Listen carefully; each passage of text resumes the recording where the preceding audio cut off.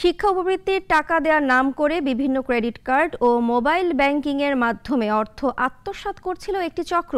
অবশেষে র্যাবের জালে গ্রেফতার চক্রের মূল হোতাসহ ৮ জন। র্যাব জানায় এর সঙ্গে জড়িত অন্তত ২,০০০ জন। প্রতারণা করে তারা কোটি কোটি টাকা হাতিয়েছে। ফজলে রাব্বির প্রতিবেদন।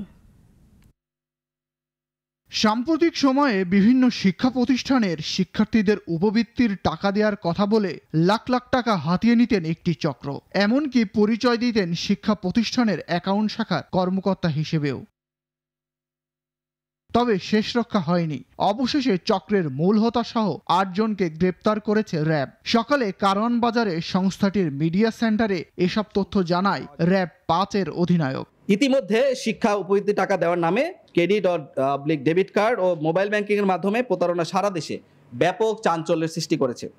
প্রাথমিক জিজ্ঞাসাবাদে গ্রেপ্তারকৃত আসামিগণ শিক্ষা উপবৃত্তির টাকা দেওয়ার নামে ক্রেডিট ও ডেবিট কার্ড ও মোবাইল ব্যাংকিংয়ের প্রতারণার কথা স্বীকার করেছে এবং গ্রেপ্তারকৃত আসামিদের বিরুদ্ধে আমাদের আইনগত ব্যবস্থা প্রক্রিয়াধীন। গ্রেপ্তারকৃতদের কাছ থেকে সর্বমোট ২৩টি মোবাইল সেট, একাধিক সিম কার্ড ও নগদ টাকা উদ্ধার করা হয়। এছাড়াও প্রাথমিক জিজ্ঞাসাবাদে তারা শিক্ষা উপবৃত্তির টাকা দেওয়ার নাম করে প্রতারণার কথা স্বীকার করে। ফজলে রাব্বি, নাগরিক, ঢাকা।